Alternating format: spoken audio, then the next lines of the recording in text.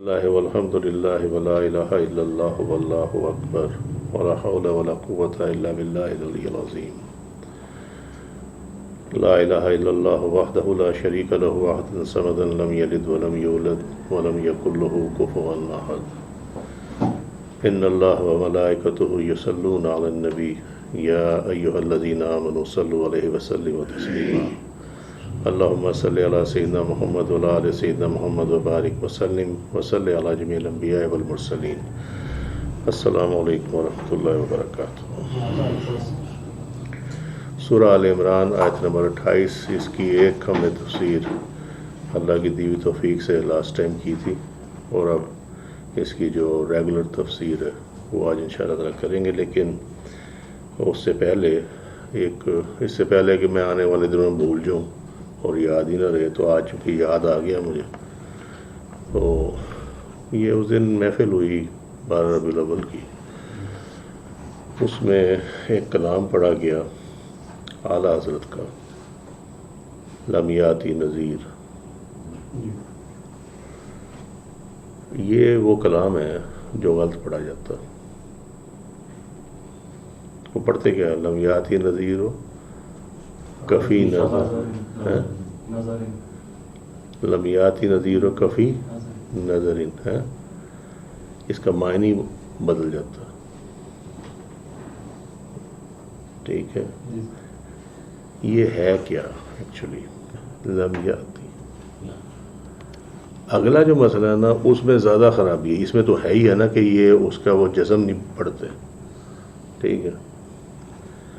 آگے جو ہے نا وہ یہ ہے لم یاتی نذیروں کا، کہ نہیں آئی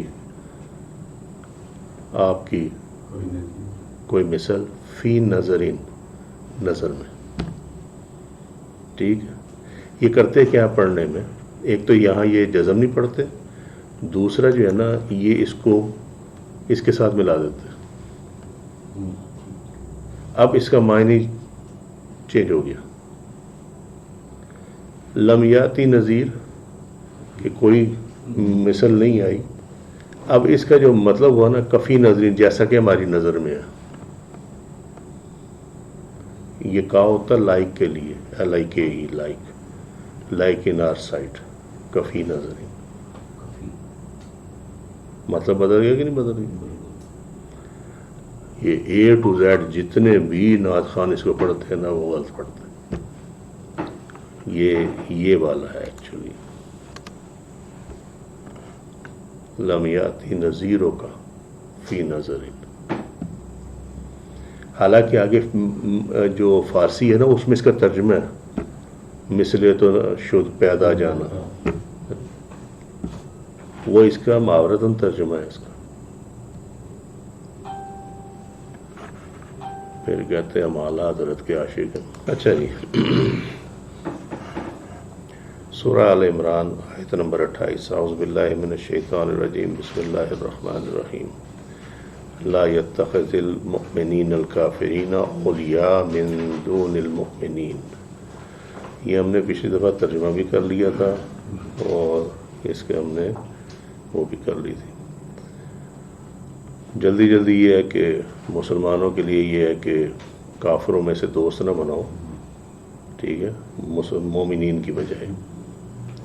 وَمَن يَفْعَلْ ذَلِكَ، جو ایسا کرے گا، فَلَيْسَ مِنَ اللَّهِ فِي شَيْءٍ، تو اللہ کے پاس اس کے لیے کچھ نہیں ہے، الا سوائے اس کے ان تتقوا منہم تقاہ، ٹھیک ہے، تقاہ، ما سوائے اس کے کہ وہ کسی خوف کی وجہ سے ایسے کرے۔ وَيُحَذِّرُكُمُ اللَّهُ نَفْسَهُ، اور اللہ تعالیٰ تمہیں اپنی ذات سے ڈراتا ہے۔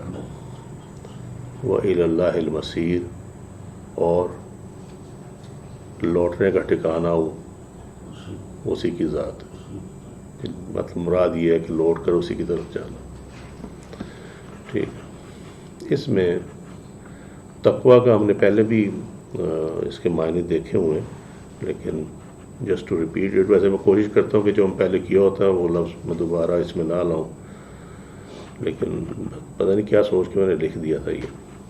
تقوی نفس کو ہر اس چیز سے بچانے کے ہیں جس سے گزرن پہنچنے کا اندیشہ ہو، لیکن کبھی کبھی لفظ تقوی اور خوف ایک دوسرے کے معنی میں استعمال ہوتے ہیں، جس کو ہم عام طور پہ کہتے ہیں پرہیزگاری جو ہے، ٹھیک ہے۔ اور اس کی مثال سورہ الاعراف میں سے بھی دی گئی ہے، وَمَنِ اتَّقَىٰ وَأَصْلَحَ فَلَا خَوْفٌ عَلَيْهِمْ وَلَا هُمْ يَحْزَنُونَ۔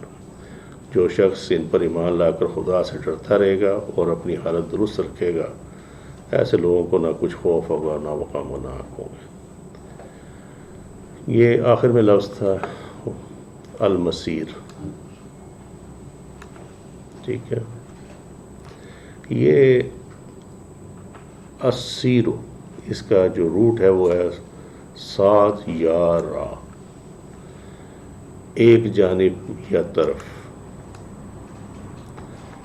یہ سارا کا مصدر ہے، اور اسی سے آیت فسرہن ہے، ایک قرات میں فسرہن ہے، سارا الی قضا، کسی خاص مقام کی طرف جانا۔ سیر الباب، یہ جو دراڑ ہوتی ہے نا اس کو کہتے ہیں سیر الباب، اور سیر نقل و حرکت کا اپنے عروج پہ پہنچ جانا، لمٹ کے اب اس سے آگے نہیں ہو سکتی وہ نقل و حرکت۔ سارا کا لفظ ایک حالت سے دوسری حالت میں منتقل ہونے پہ بھی بولا جاتا، ٹھیک ہے۔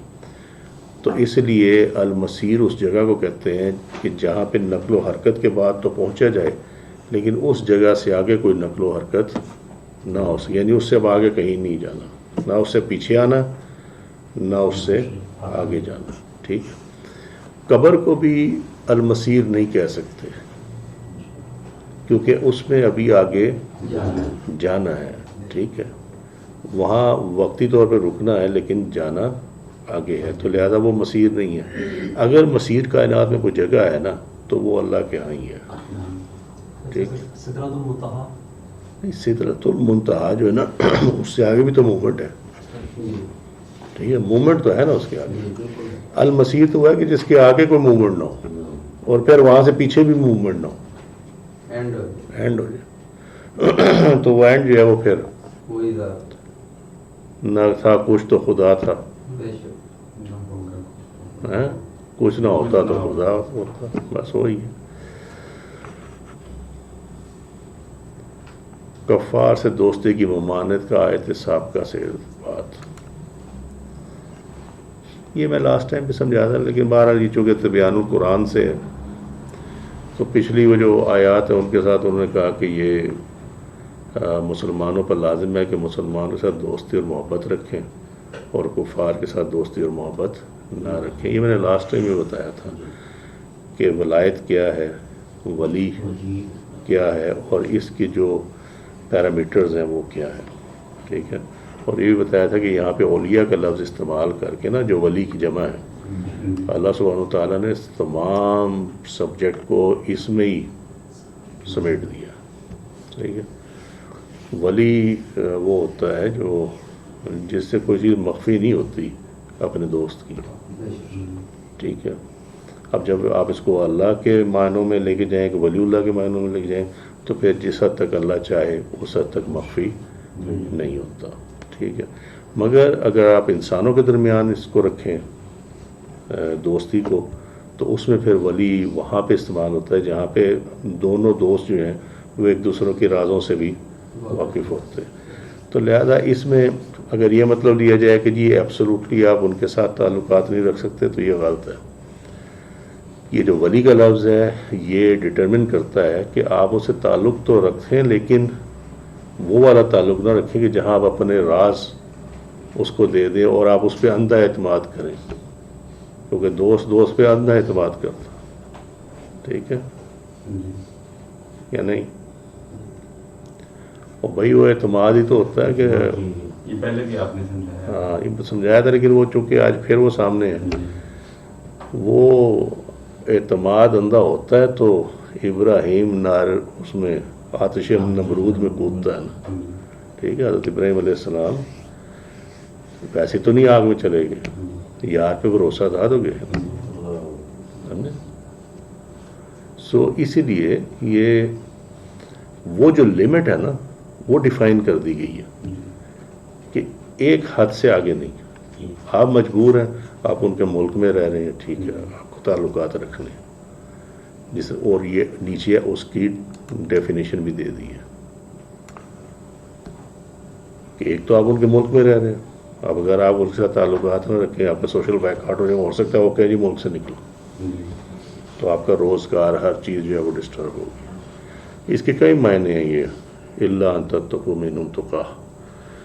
سو یہ جو معاملہ ہے نا, اس میں یہ لائن ڈرا ہو گئی ہے.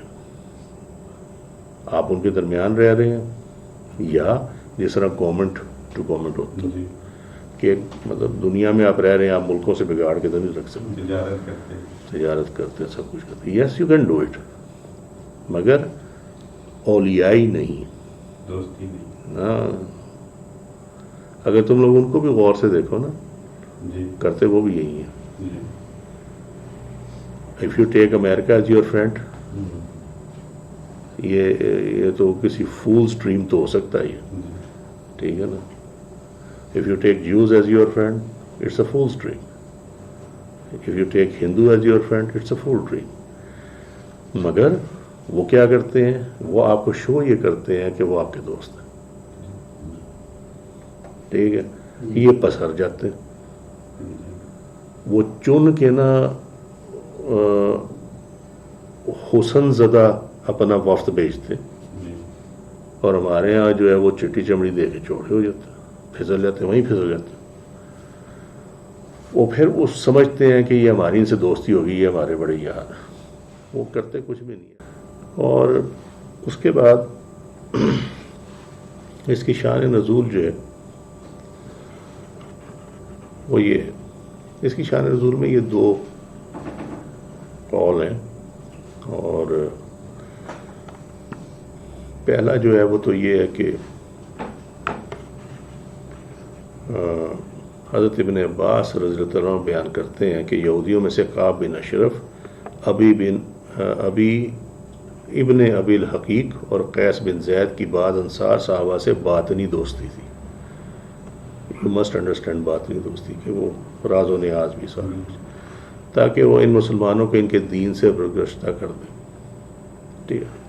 یہاں باطنی دوستی کا مطلب یہ لے رہے ہوں گے کہ ایسی چیز تھی کہ جو کہ ظاہر نہیں تھی, چھپی ہوئی تھی, ان کے مقاصد چھپے ہوئے تھے. حضرت رفاع بن منذر, حضرت عبداللہ بن جبیر اور حضرت سعد بن خثیمہ نے ان انصار سے کہا, مانا ہمارے یہاں تو باطنی دوستی کا یہی مطلب ہوتا کہ جہاں پردہ اٹھا وہ. ان انصار سے کہا کہ وہ ان یہودیوں کے ساتھ باطنی دوستی رکھنے سے اجتناب کریں, لیکن یہ مسلمان نہیں مانے اور ان یہودیوں کے ساتھ باطنی دوستی رکھنے پر مصر رہیں. یہ بھی ہو سکتا ہے کہ باطنی دوستی کا یہاں مراد ہو سیکرٹ ریلیشن شپ, یہ بھی معنی ہو سکتا. تب یہ آیت نازل ہوئی کہ ایمان والے مومنوں کے سوا کافروں کو دوست نہ بنائیں, اور جس نے ایسا کیا وہ اللہ کی حمایت میں یا اللہ کی عبادت میں یا اللہ والوں کی جماعت یا اللہ کے مقربین میں سے بالکل نہیں ہے. جامع البیان. بعض نے لکھا کہ یہ حضرت خاطب بن ابی بلتع کے متعلق نازل ہوئی. وہ روایت یہ ہے صحیح بخاری کی. حضرت علی رضی اللہ عنہ بیان کرتے ہیں کہ رسول اللہ صلی اللہ علیہ وسلم نے مجھے حضرت زبیر کو اور حضرت مقداد بن اسود کو بھیجا اور فرمایا روضہ خاخ میں جاؤ, وہاں ایک عورت سفر کر رہی ہوگی, اس کے پاس ایک خط ہوگا, وہ اس سے لے لو. ہم اپنے گھوڑے دوڑاتے ہوئے روانہ ہوئے, حتیٰ کہ ہم روضہ میں پہنچ گئے تو وہاں وہ مسافرہ بھی تھی. ہم نے اس سے کہا وہ خط نکالو, اس نے کہا میرے پاس کوئی خط نہیں. ہم نے کہا وہ خط نکالو ورنہ تمہارے کپڑے اتار دیے جائیں گے. یہ ڈرایا تھا تاکہ وہ, اور اس دور میں دو طریقے ہوتے تھے. ایک یہ ہوتا تھا کہ اگر خاتون سفر کر رہی ہے نا تو وہ اس کے انڈر گارمنٹس میں چیزوں کو رکھ دیتے تھے, کیونکہ عام طور پر مرد جو ہے وہ ٹچ نہیں کرتے تھے. سیکنڈلی ایک اور بڑا اعلیٰ طریقہ ہوتا تھا, جو پیغام بھیجا جانا ہوتا تھا نا, بندے کی کرتے تھے ٹینڈ, بال سر کے بال صاف کر دیتے تھے, ٹینڈ پہ لکھتے تھے. ٹھیک ہے. اس کے بعد ویٹ کرتے تھے کہ بال اگے. نہیں سمجھ میں آئی؟ وہ بال اگتے تھے لیکن وہ کیسی چیز سے لکھتے تھے کہ وہ جو لکھائی تھی نا وہ ڈسٹرب نہیں ہوتی تھی. وہ بندہ جاتا تھا، اس کی جیب میں بھی کچھ نہیں ہوتا تھا، ہاتھ میں بھی کچھ نہیں ہوتا تھا، ٹھیک ہے. اور چونکہ جن کے پاس جانا ہوتا تھا ان کو پتا ہوتا تھا، اس بندے کو بھی پتا ہوتا تھا کہ میسج ہے کہاں پہ. تو جب وہ اپنی منزل پہ پہنچ جاتا تھا وہاں جا کے اس کی ٹرینڈ کرتے تھے اور نیچے سے میسج نکل آتا تھا. کیسا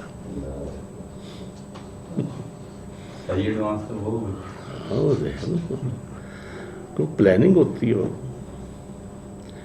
سو تب اس نے اپنے بالوں کے گچھے سے وہ خط نکالا. ہم وہ خط لے کر رسول اللہ صلی اللہ علیہ وسلم کے پاس آئے. اس خط میں لکھا ہوا تھا کہ یہ خط حاطب بن ابی بلتحا کی طرف سے مشرکین مکہ کی طرف ہے. اس خط میں حضرت حاتم نے مکہ کے مشرکوں کو رسول اللہ صلی اللہ علیہ وسلم کے بعض اقدامات کی خبر دی تھی. رسول اللہ صلی اللہ علیہ وسلم نے فرمایا اے حاتم یہ کیا معاملہ ہے؟ اب یہ نہیں ہوا کہ انہوں نے لکھا دیکھا اور ساتھ ہی کوئی فتویٰ جاری ہو گیا، نہیں. آپ نے پوچھا کہ یہ کیا بات ہے؟ انہوں نے کہا یا رسول اللہ صلی اللہ علیہ وسلم میرے متعلق فیصلہ کرنے میں جلدی نہ کریں. میں قریش کے قرابت داروں میں سے نہیں ہوں، میں ان سے مل جل کر رہنے والا ہوں. وہ جو بھی بات سمجھا تھا کہ اگر آپ ان کے درمیان رہ رہے ہیں، آپ کے ساتھ جو مہاجرین ہیں ان کی مکہ والوں کے ساتھ رشتہ داریاں ہیں جس کی وجہ سے وہ مکہ میں اپنے رشتہ داروں اور اپنے اموال کی حفاظت کر لیں گے. تو میں نے یہ چاہا کہ جب مکہ والوں کے ساتھ میری کوئی رشتہ داری نہیں تو میں ان پر کوئی احسان کر دوں اور اس احسان کی وجہ سے وہ میرے رشتہ داروں کی حفاظت کریں. میں نے یہ فعل کسی کفر یا ارتداد یا اسلام کے بعد کفر کو پسند کرنے کی وجہ سے نہیں کیا. رسول اللہ صلی اللہ علیہ وسلم نے فرمایا اس نے تم سے سچ کہا ہے. حضرت عمر نے کہا یا رسول اللہ صلی اللہ علیہ وسلم مجھے اجازت دیجیے تاکہ میں اس منافق کی گردن اڑا دوں. آپ نے فرمایا یہ شخص بدر میں حاضر ہو چکا ہے، تمہیں کیا پتا کہ بے شک اللہ اہل بدر کی طرف متوجہ ہوا اور فرمایا تم جو چاہو کرو میں نے تم کو بخش دیا. صحیح بخاری 6939. اب اس حدیث شریف میں اگر دیکھا جائے یہ نہیں کہا کہ تو نے ٹھیک کیا، یہ فرمان نہیں ہے. یہ فرمان ہے کہ تم نے سچ کہا ہے، یہ ایسا ہی. لیکن وہ جو جرم تھا، وہ جو آپ صلی اللہ علیہ وسلم کے متعلق مخبری کی گئی تھی، اس کو یہ نہیں کہا گیا کہ اچھا خیر ہے تو نے کر لیا. نو، یہ کہا کہ تو جو بات کر رہا ہے وہ سچ کر رہا ہے، ٹھیک ہے. مگر وہ جو جرم ہوا ہے اس کو یہ نہیں درگزر نہیں فرمایا. مگر کیوں فرمایا درگزر؟ کہ چونکہ اللہ نے فرمایا کہ یہ اہل بدر جو ہیں ان کو وہ جو چاہیں کریں میں نے بخش دیا. چونکہ اللہ نے بخش دیا ہوا تو لہذا نبی کریم صلی اللہ علیہ وسلم نے ان کو کچھ نہیں کہا. یہ بڑی باریک چیزیں ہوتی ہیں. سمجھے؟ جرم ہے، نیچے دیکھا نا بخش دیا، اس کا مطلب ہے کہ وہ جو جرم ہے وہ جرم ہے، وہ سٹینڈ کرتا، سچ بولنے کے باوجود بھی سٹینڈ کرتا. لیکن کہا اس لیے نہیں گیا کہ اہل بدر. حضرت عمر کو معلوم نہیں تھا تو انہوں نے کہا کہ یہ منافق ہے، اس کی گردن اڑا دینی چاہیے، سزا ٹھیک تھی. مگر جان جو بخشی ہوئی وہ ہوئی اہل بدر میں سے ہونے کی وجہ سے. کفار سے موالات یعنی دوستی کی ممانت کا معنی اور محمل یہ تمہیں سمجھا بیٹھا ہوں. سمجھے؟ اب یہ اتنی بڑی تفسیر ہے، پڑھتے رہنا اس کو. لب لباب تمہیں سمجھا دیا، سمجھے کہ تعلقات ایک حد تک، اس سے آگے نہیں.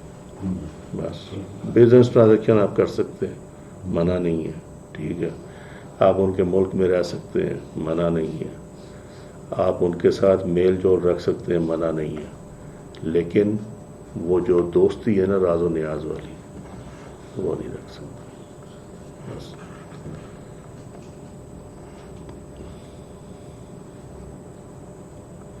اس میں ایک روایت ہے، امام مسلم حضرت عائشہ رضی اللہ عنہا سے روایت کرتے ہیں کہ رسول اللہ صلی اللہ علیہ وسلم بدر کی طرف جا رہے تھے. جب آپ بحیرۃ الوبرا مدینہ سے 4 میل دور ایک مقام پر پہنچے تو ایک شخص ملا جس کی جرأت اور طاقت کا بہت چرچا تھا. رسول اللہ صلی اللہ علیہ وسلم کے اصحاب اس کو دیکھ کر بہت خوش ہوئے، اس نے کہا میں آپ کا ساتھ دینے آیا ہوں تاکہ مال غنیمت میں سے مجھے بھی حصہ ملے۔ رسول اللہ صلی اللہ علیہ وسلم نے اس سے پوچھا تم اللہ اور اس کے رسول پر ایمان لائے ہو؟ اس نے کہا نہیں۔ آپ نے فرمایا واپس چلے جاؤ، میں کسی مشرک کی مدد ہرگز طلب نہیں کروں گا۔ وہ دوبارہ پھر آیا، مدد کی پیشکش کی، آپ نے پھر یہی فرمایا۔ بالآخر وہ مسلمان ہو گیا اور آپ نے اس کو ساتھ لے لیا۔ مشرک کی مدد بھی قبول نہیں ہے۔ کس حالت میں قبول نہیں ہے؟ کہ جب آپ اللہ کی راہ میں لڑ رہے ہوں، ٹھیک ہے، اور آپ کو پتہ ہے کہ اللہ میرے ساتھ ہے، تو پھر کسی مشرک کی وہاں کسی مشرک کا کام کیا وہاں پہ، سمجھے؟ یہ اس کی پیورٹی ہے اس چیز میں۔ یہ معاملہ تو ہے نبی کریم صلی اللہ علیہ وسلم کا، اور اس ٹائم جو ہے وہ مسلمان جو ہے وہ پاور گین کر رہے تھے، ٹھیک ہے نا۔ تو اب چونکہ ایک سائڈ پہ اتنے سارے ہیں، تو اس صورت میں اگر آپ مدد لے لیں، اور پھر اس مدد میں یہ ہوتا ہے، اس میں تو تھا نا کہ مشرک جو تھے، اس میں ایک اور فیکٹر بھی ہے کہ مشرک جو ہے وہ گھسنا بھی چاہتے تھے، ٹھیک ہے، اور پھر یہ معاملہ تھا جس نے دین کی بنیاد لے کے چلنی تھی، تو اس میں شرک کا تو کام ہی نہیں ہو سکتا کوئی۔ اب ہے سروائیول کا معاملہ، ٹھیک ہے۔ ایک سٹیج ہوتی ہے بیج کی، ٹھیک ہے نا، بیج، پھر بیج کو آپ نے پانی دینا، کھاد دینی ہے، وہ سٹیج ہے۔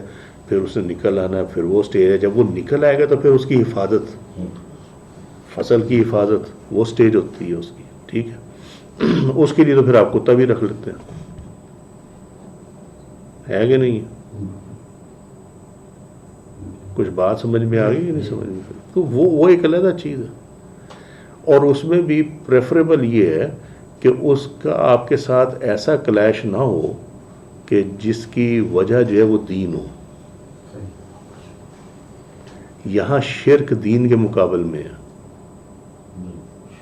ٹھیک ہے۔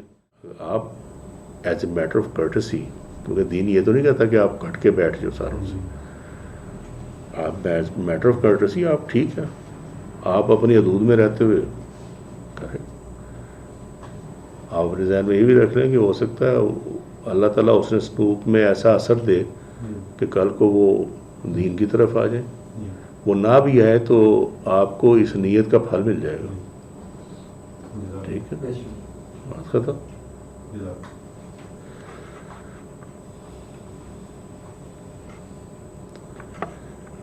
کافروں اور مشرکوں کے ساتھ موالات جائز نہیں، جو بتایا، البتہ ان کے ساتھ مواسات، انسانی ہمدردی کا معاملہ کرنا، مدارات، گفتگو اور برتاؤ میں نرمی کرنا، اور مجرد معاملہ، معاشرتی برتاؤ کرنا جائز ہے۔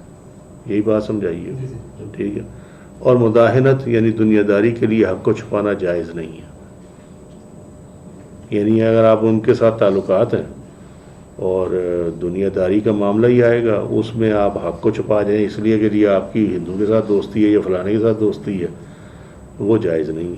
اب یہ کفار اور بدعقیدہ لوگوں سے دوستی کی ممانعت کے متعلق قرآن مجید کی آیات جو ہیں وہ یہ الممتحنہ کی آیت نمبر 1، اے ایمان والو میرے اور اپنے دشمنوں کو دوست نہ بناؤ، تم ان کو دوستی کا پیغام بھیجتے ہو حالانکہ انہوں نے اس حق کا انکار کیا ہے جو تمہارے پاس ہے، ٹھیک ہے۔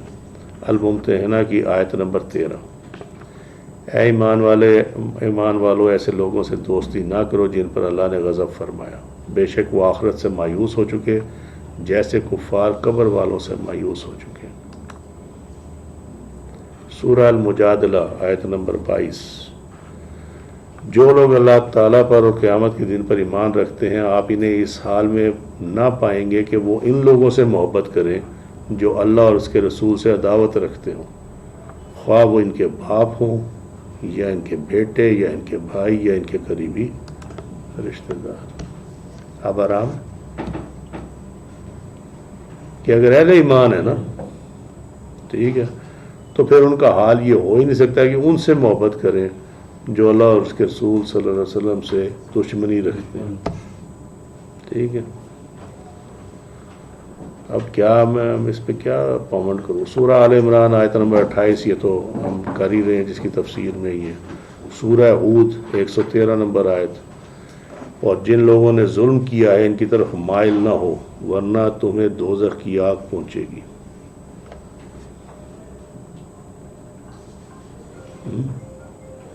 کو ایم بی ایس کو بتائے نا یہ کہ یہ بھی لکھا ہوا, وہ اس کی کوئی اور تفسیر نکال دیں گے. سورہ آل عمران 118. اے ایمان والو غیروں کو اپنا رازدار نہ بناؤ, وہ تمہاری تباہی میں کمی نہیں کریں گے. سورہ الانعام آیت نمبر 68. جب تو ان لوگوں کو دیکھے جو ہماری آیتوں میں بحثی کرتے ہیں, یعنی یہ بحث ہوگا, بحثی نہیں ہوگا, یہ بحث ہوگا, یہ بحث کرتے ہیں تو ان سے منہ پھیر لے حتیٰ کہ وہ کسی اور بات میں بحث کرنے لگے. اور اگر تجھے شیطان بھلا دے یا یاد آنے کے بعد ظلم کرنے والی قوم کے ساتھ نہ بیٹھ, کہ اگر تو بھول گیا, دھیان نہیں کیا, لیکن تجھے یاد جب آ جائے نا کہ یہ تو منع کیا ہوا ان کے ساتھ بیٹھنا, تو وہاں سے فوراً ہٹ جاؤ, تو اللہ تعالیٰ تیری بھول کو معاف فرما دے گا. سورہ النساء آیت نمبر 14. جب تم سنو کہ اللہ کی آیات کا انکار کیا جا رہا ہے اور اس کا استہزاء کیا جا رہا ہے تو ان کے ساتھ نہ بیٹھو حتیٰ کہ وہ کسی دوسری بات میں مشغول ہو جائیں, ورنہ بلا شبہ اس وقت تم بھی انہی کی مثل ہو جاؤ گے.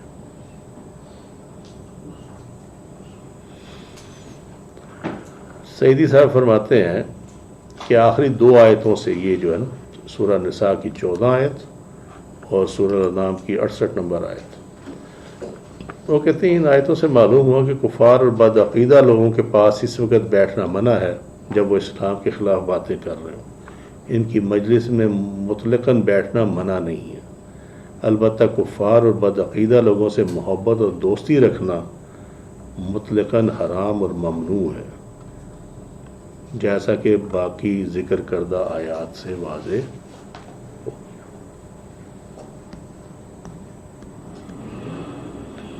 پھر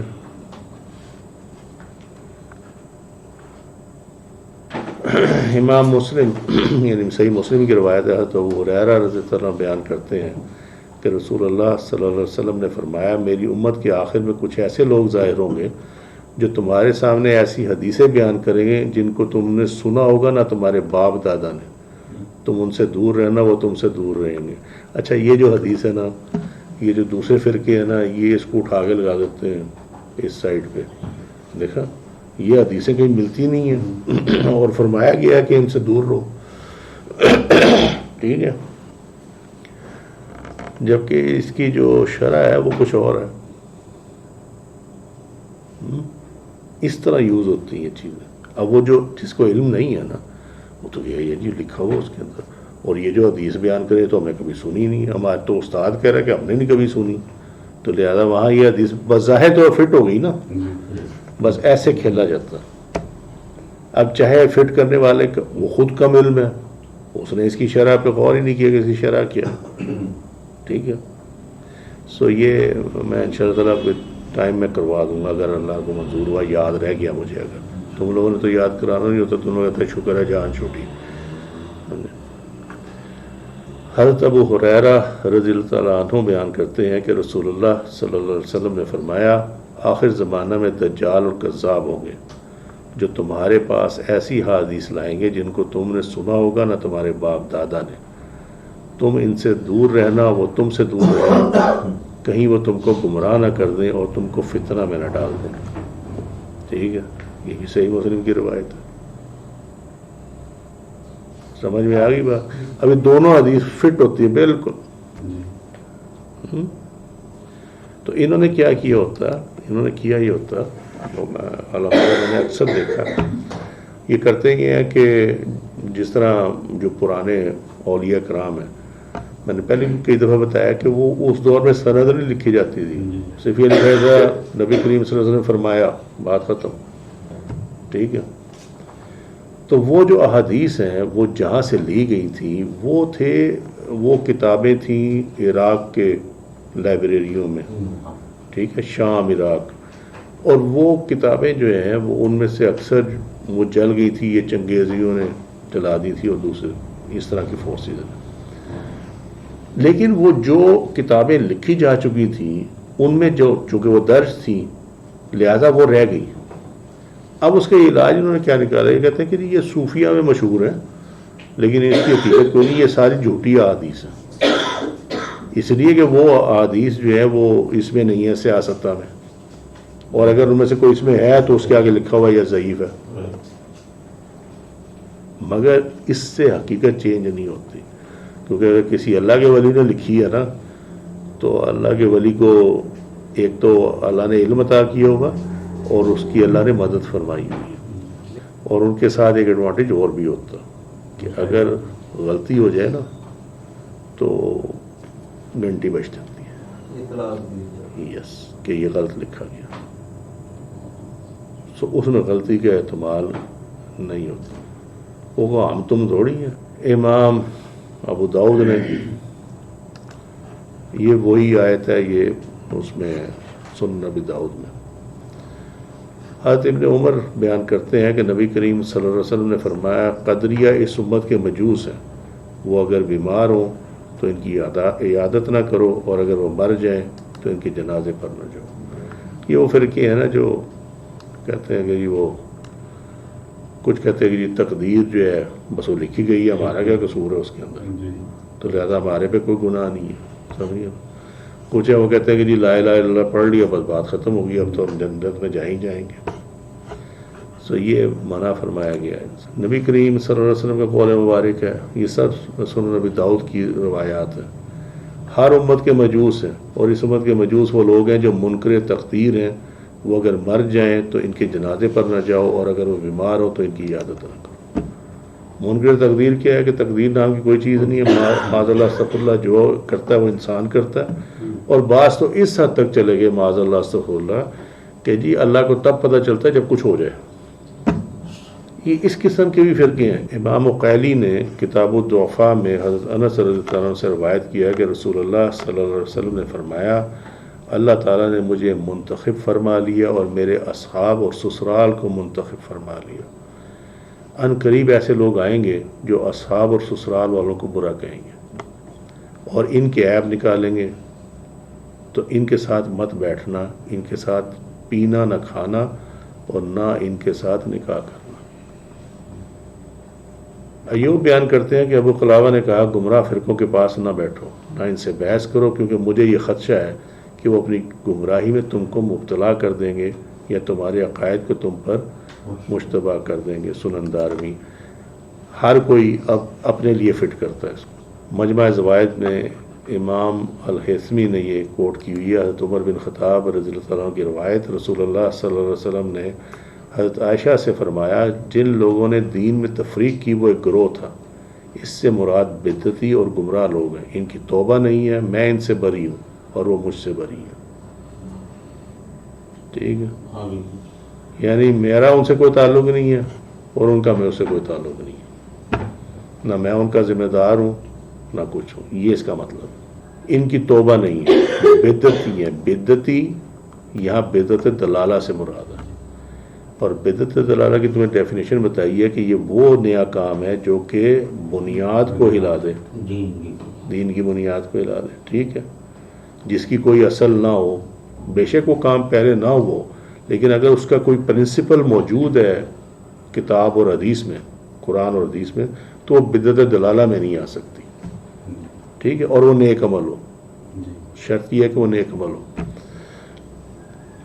یہ جو کہتے ہیں نا کہ جی قربانی نہ کریں، کسی غریب کی بچی کی شادی کر دیں، تو قربانی جو ہے نا وہ رکن میں سے ہے. حج رکن میں سے ہے نا.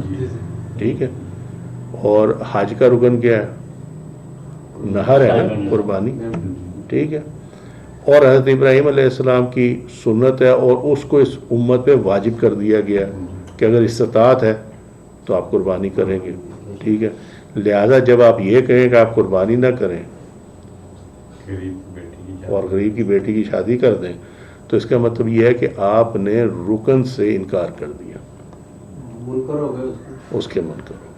یہ منکر ہونا جو ہے یہ بدعت دلالہ ہے، یہ دین سے خارج کر دیتی ہے۔ ودین بن عطا بیان کرتے ہیں کہ اللہ عز و جل نے حضرت یوشع بن نون کی طرف وحی کی کہ میں تمہاری قوم میں میرے رب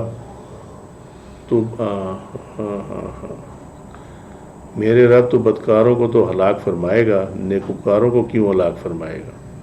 اللہ تعالیٰ نے فرمایا وہ بدکاروں کے پاس جاتے تھے، ان کے ساتھ کھاتے اور پیتے تھے، اور اللہ تعالیٰ کے غضب کی وجہ سے ان پر غضبناک نہیں ہوتے تھے۔ شعب الایمان کی حدیث ہے یہ یہاں یہ گڑبڑ ہے، یہ مسنگ ہے کچھ، اس میں سے میں چیک کر لوں گا۔ بہرحال یہ حضرت یوشع بن نون نے عرض کی کہ بدکاروں کو تو ہلاک ہونے کی سمجھ آتی ہے، لیکن نیکوکاروں کو کیوں ہلاک کرے؟ وہ ہے نا حدیث شریف کے وہ عذاب آیا تو انہوں نے کہا جی بستی میں ایک بہت زہد و تقوی والا بندہ بھی ہے، اللہ نے فرمایا اس سب سے پہلے اسی کو عذاب دو۔ انہوں نے جی اس کو کیوں عذاب دے؟ وہ اس لیے کہ میری نافرمانی ہوتی رہی اور وہ اکیلا بیٹھا رہا اپنی بات، اسے روکا نہیں۔ کفار اور بد عقیدہ لوگوں کے ساتھ محبت و دوستی کے تعلقات قائم کرنا اور ان کے ساتھ تعظیم و تکریم کرنا تو مطلقاً اور ممنوع ہے، البتہ غیر حربی کافر جن کے ساتھ آپ جنگ میں نہ ہو، حالت جنگ میں نہ ہو، اور بد عقیدہ لوگوں کے ساتھ انسانی ہمدردی کے جذبے سے نیکی اور صلہ رحمی کرنا جائز ہے۔ سورہ الممتحنہ آیت نمبر 8۔ اللہ تعالیٰ تمہیں لوگوں کے ساتھ نیکی اور عدل کرنے سے نہیں روکتا جنہوں نے تم سے دین میں جنگ نہیں کی اور تمہیں تمہارے گھروں سے نہیں نکالا، بے شک اللہ تعالیٰ انصاف کرنے والوں کو پسند فرماتا ہے۔ یہ آگے صحیح بخاری کی ہے کہ وہ والدہ تھیں ان کی، وہ مشرکہ تھیں، لیکن نبی کریم صلی اللہ علیہ وسلم نے فرمایا کہ اپنی ماں سے صلہ رحمی کرو، کیونکہ نہ وہ حالت جنگ میں ہے اور نہ کسی اور چیز میں۔ امام احمد بن حنبل نے یہ کوٹ کیا ہوا اور اس میں بھی اس کی یہ شان نزول بیان ہوئی ہے، جو آیت ہم نے الممتحنہ کے اوپر دیکھی ہے نا 8 نمبر، یہ شان نزول ہے، اور وہ اس میں یہی ذکر ہے کہ وہ قیلہ بنت عبدالعزہ اپنی بیٹی اسماء بنت ابی بکر کے پاس گو، ترس اور گھی کا ہدیہ لے کر آئیں۔ انہوں نے ہدیہ لینے سے بھی انکار کر دیا، ان کو گھرانے، ماں کو بھی منع کر دیا، ماں سے چیزیں بھی نہیں لی اور گھرانے سے منع کر دیا کیونکہ وہ مسلمان نہیں تھی، ٹھیک ہے۔ تو اس پر جو ہے وہ یہ آیت نازل ہوئی کہ جو تم سے دین میں جو جنگ نہیں کرتے تو ان کے ساتھ تم صلہ رحمی کرو۔ تو نبی کریم صلی اللہ علیہ وسلم نے اس کا ہدیہ قبول کرنے اور اس کو گھر میں آنے کی اجازت دینے کا حکم دیا، ٹھیک ہے۔ اور جس طرح یہ ہے کہ روم کے بادشاہ نے رسول اللہ صلی اللہ علیہ وسلم کو کچھ ہدیے بھیجے جن میں ایک سونٹ کا گھڑا تھا، آپ نے اس کو اپنے صحابہ میں تقسیم کر دیا، آپ نے ہر انسان کو ایک ٹکڑا دیا اور مجھے بھی ایک ٹکڑا دیا۔ روم کا بادشاہ مسلمان نہیں تھا لیکن حالت جنگ میں بھی نہیں تھا، تو لہذا اس کی چیز قبول فرما لی، تقسیم کر دی، ٹھیک ہے۔ اسی طرح دومت الجندل کے ایک عیسائی سردار نے آپ کو، کن کو، حضرت انس کو بھیجا گوند کا ایک گڑھا، یہی ہے، آپ نے اپنے صاحب نبی کریم صلی اللہ علیہ وسلم کو بھیجا، یہاں مس صحیح ہے لفظ اس میں، آپ نے اپنے صاحب کو اس کا ایک ٹکڑا ادا کیا، یہ وہی اوپر والی حدیث کے مطابق۔ نجاشی نے رسول اللہ صلی اللہ علیہ وسلم کو مشک، عنبر اور کافور سے مرکب خوشبو کی ایک شیشی ہدیہ کی اور مسلمان ہو گیا۔ پہلے ہدیہ کی قبول ہوئی، ٹھیک ہے، اس نے پناہ بھی دی تھی، تو اس کا جو عیسائی ہونا تھا وہ پھر کاؤنٹ نہیں ہوا، سمجھے۔ کفار اور عقیدہ بد عقیدہ، یہاں پہ آئے گا یہ بد عقیدہ ہے، تو ان کی اس میں بھی بڑی غلطی ہے یار۔ کفار اور بد عقیدہ لوگوں کے ساتھ معاشرتی برتاؤ کرنا، خرید و فروخت، قرض کا لین دین، بیمار پرسی اور تعزیت کا وغیرہ کرنا جائز ہے، البتہ مرتدین سے کسی قسم کا کوئی معاملہ کرنا جائز نہیں ہے۔ مرتدین کون ہے؟ جو دین سے پھر جائیں۔ یہ مشرک سے بکری خریدنے کا واقعہ ہے، نبی کریم صلی اللہ علیہ وسلم نے مشرک سے بکری خرید لی، خرید و فروخت جائز ہوگی یہاں پہ آ کے، ٹھیک ہے۔ تو وہی جو بتایا تھا کہ آپ تجارت کریں، ڈیل کریں، سب کچھ کریں، وہ سب یہ اسی کی کنفرمیشن ہے بس۔ یہودی سے آپ نے فکس ٹرم کے لیے ادھار پر وہ جو خریدے تھے، میرے خیال میں جو تھے، کیا تھا، توام خریدا، یعنی گندم ہو گیا، جو ہو گیا، عام طور پہ جو ہوتی تھی، اور لوہے کی ذرہ گروی رکھ دی مارگیج، یعنی آپ نے اس سے بزنس وہ فائنینشیل ٹرانزیکشن بھی کر لی. سو یہودی کے بینکوں کے ساتھ یہ اس طرح ٹرانزیکشن کرنا تو جائز ہے. وہ جو آپ کو سود دیتا ہے وہ اپنا لیں، ٹھیک ہے نا، کرنٹ اکاؤنٹ کھول لو. ایک یہودی کا لڑکا نبی کریم صلی اللہ علیہ وسلم کی خدمت کرتا تھا، وہ بیمار ہو گیا تو نبی صلی اللہ علیہ وسلم اس کی عیادت کے لیے گئے. آپ نے اس سے فرمایا اسلام قبول کر لو. اس نے اسلام کر لیا، قبول کر لیا، ٹھیک ہے بس. اور سعید بن مسیب اپنے والد سے روایت کرتے ہیں کہ جب ابو طالب مرض الموت میں مبتلا ہوئے تو نبی کریم صلی اللہ علیہ وسلم ان کی عیادت کے لیے گئے. بخاری کی روایت ہے یہ.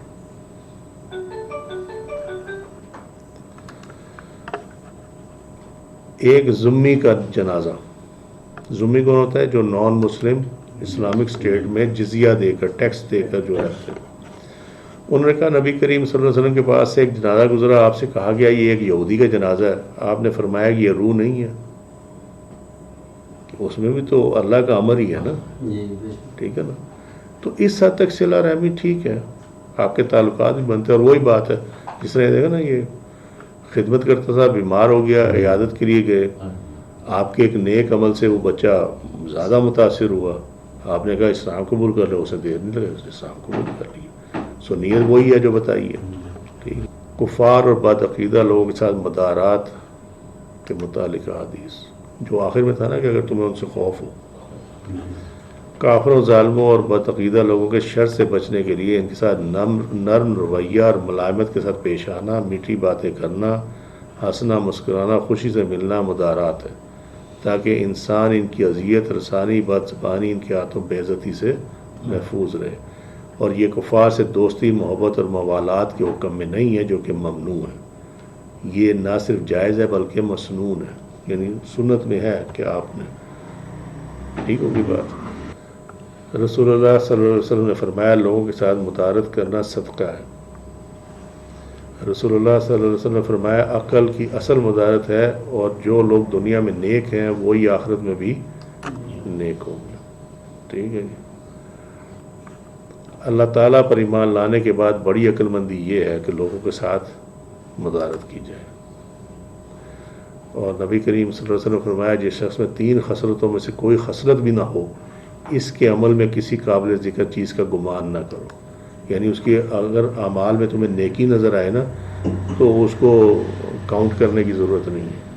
نمبر 1 خوف خدا، جو اس کو اللہ کی حرام کی ہوئی چیزوں سے روکے. حلم، جس کی وجہ سے وہ جاہل سے باز رہے. وہ خلق، جس کی وجہ سے وہ لوگوں کے ساتھ حسن معاشرت کے ساتھ رہے. خلق، یہ خلق نہیں ہوگا، خلق ہوگا. خیر کے اوپر پیش. سعید بن مسیب بیان کرتے ہیں کہ رسول اللہ صلی اللہ علیہ وسلم نے فرمایا ایمان لانے کے بعد عقل کا کمال یہ ہے کہ لوگوں کے ساتھ مدارت کی جائے. مشورے کے بعد کوئی شخص ہلاک نہیں ہوگا. جو لوگ دنیا میں ہیں وہی آخرت میں نیک ہوں گے. لوگوں میں سب سے برا شخص وہ ہے جس کی بد کلامی کی وجہ سے لوگ اس سے ملنا چھوڑ دیں. یہ روایت کیا ہے کہ ایک شخص نے رسول اللہ صلی اللہ علیہ وسلم سے ملاقات کی اجازت طلب کی. اس وقت میں بھی آپ کے ساتھ تھی. حضرت عائشہ کا فرمانا یہ. رسول اللہ صلی اللہ علیہ وسلم نے فرمایا یہ اپنی قوم کا برا آدمی ہے. پھر آپ نے اس کو اجازت دی اور اس سے بہت نرم گفتگو کی. جب وہ چلا گیا تو میں نے پوچھا یا رسول اللہ صلی اللہ علیہ وسلم آپ نے اس کے متعلق جو فرمایا تھا پھر آپ نے اس کے ساتھ اتنی ملائمت کے ساتھ بات کی. آپ نے فرمایا عائشہ لوگوں میں سب سے برا شخص وہ ہے جس کی بد کلامی کی وجہ سے لوگ اس سے ملنا چھوڑ دیں. وما علینا الا البلاغ واللہ ورسولہ اعلم بالصواب. سبحانک اللہم وبحمدک اشہد ان لا الہ الا انت استغفرک واتوب الیک. عملت سوءا وظلمت نفسی فاغفر لی فإنہ لا یغفر الذنوب الا انت. سبحان ربک رب العزۃ عما یصفون وسلام علی المرسلین والحمد للہ رب العالمین. السلام علیکم ورحمۃ اللہ وبرکاتہ.